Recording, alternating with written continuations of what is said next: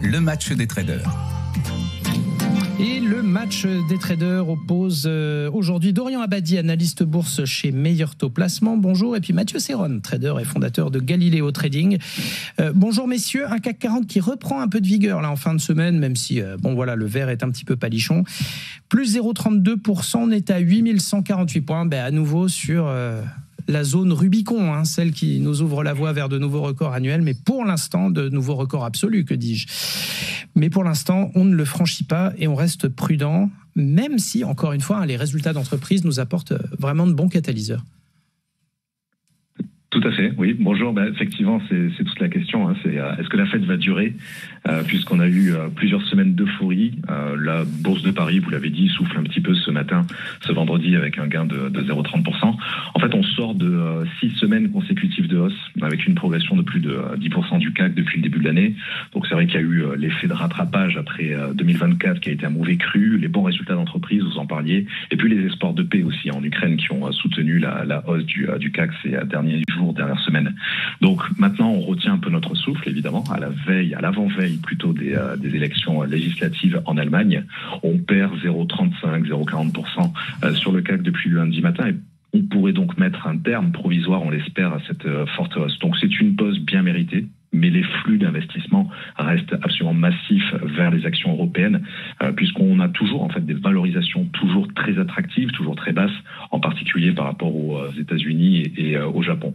Donc on a une saison de publication des résultats qui touche à son terme, même si on attend encore bien sûr le résultat du mastodonte Nvidia mercredi prochain. La star du jour à Paris, c'est Air Liquide, qui gagne plus de 3% après avoir publié de solides résultats ce matin pour 2024, mais aussi de très bonnes perspectives pour 2025.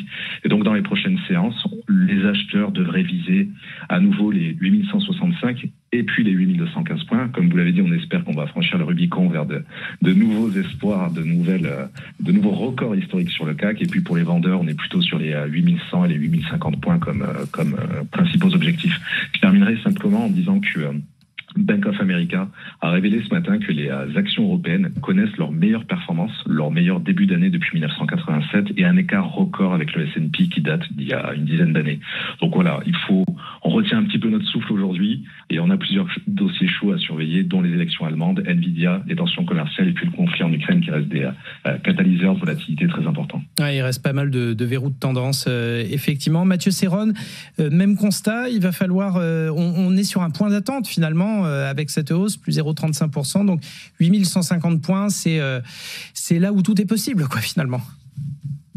Oui, une phase d'attente en raison d'un contexte global qui est assez complexe.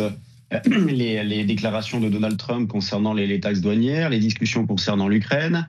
Vous avez en parallèle des résultats d'entreprise qui sont bons. Dorian en parlait avec Air Liquide qui prend 3%, donc l'une des plus fortes hausses de l'indice.